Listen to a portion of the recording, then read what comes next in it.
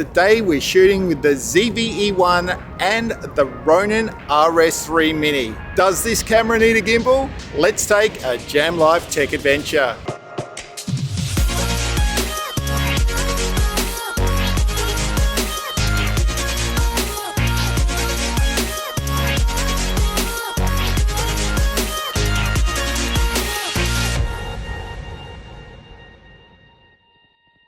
Hi guys, and welcome back to Jam Life Tech Talk. If you're new here, don't forget to subscribe, ring the bell if you want to see more of our videos, and hit the like button if you enjoy it. So today we're shooting with the 16 to 35mm f4 power zoom lens because I have a lot of requests to shoot with that lens. Why this lens may be important today is to see how much the stabilization inbuilt on the Sony camera crops in and whether it's still usable, because I've only used the 14mm lens and I found good results with the crop. So that'll be very interesting to see if that extra 2mm makes a difference. Also on top of the camera is the Sony ECM-B10 microphone, so you know where the audio is coming from. So let's go back to the studio and talk about exactly what we're going to test here.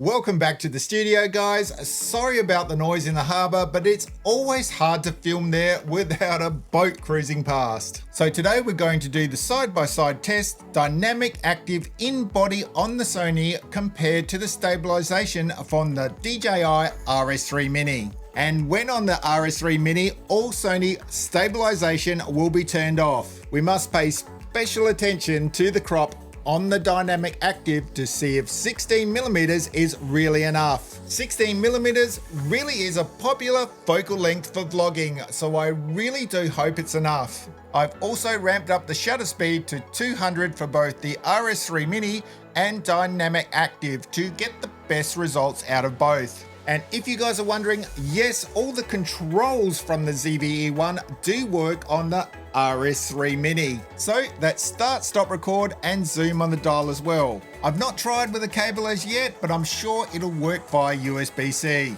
Worth mentioning as well, I use Sony's S-Cinetone picture profile with no color grading, just to let you guys see how it looks straight out of the camera. And the ISO and white balance was set to auto. Come to think of it, I might do a day of filming with the camera completely in auto, so you guys can have a look.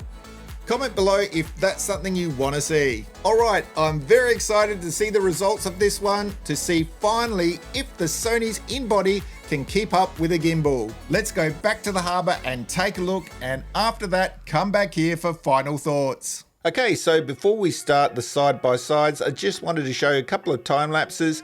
The first one being this motion lapse in Sydney Harbour using the RS3 Mini, and that's a good reason to have a gimbal because you can't do this sort of motion lapse without a gimbal.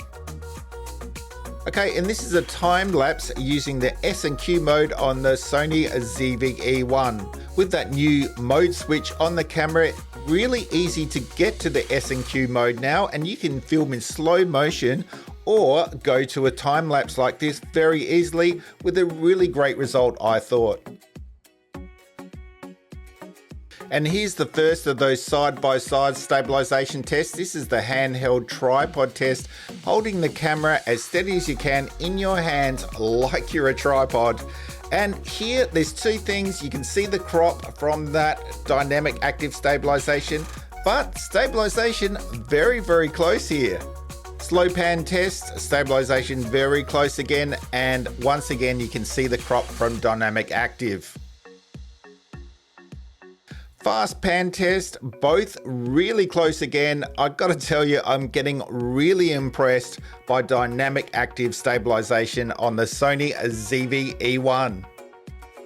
And this is a go mode test. Imagine you're filming some sporting event and they're moving really quickly, and we like to see how the stabilization performs in this go mode. And now a very interesting walking stabilization test. I mean, they're very, very close. I'm getting really impressed by the Sony in-body. I really am. I mean, I feel like there's still a place for gimbals, but with this camera, I'm going to be taking it out less and less. And now we're running up the stairs with the ZV-E1 and the RS3 Mini, and I've got to tell you, really close again. I'm really impressed here. For the first time, I think we can run up the stairs just using in-body stabilization. Dynamic active footage, still very, very usable here. Okay guys, so now we're walking vlog with the dynamic active stabilization. How's the crop? The crop looks to me to be okay, doable with this lens, although you do have to hold the camera out a bit. But how's the stabilization as well? I'm hoping really good.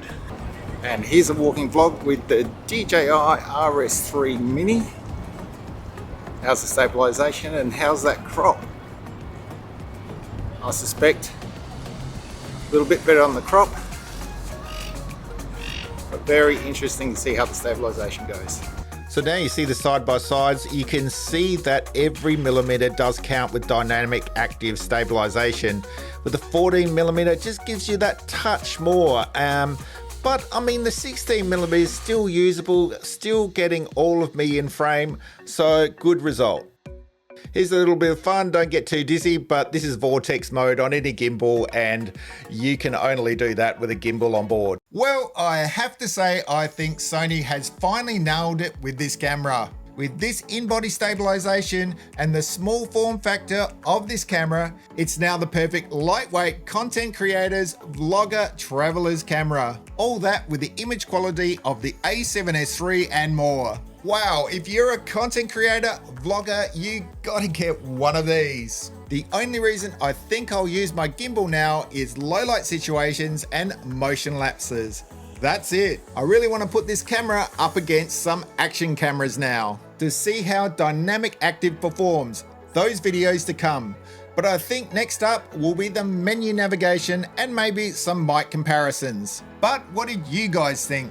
Leave a comment down below and tell us your thoughts on whether this camera needs a gimbal. And please don't forget to subscribe, ring the bell, hit the like button, all of that good stuff, and we'll see you on the next Jam Life Tech adventure.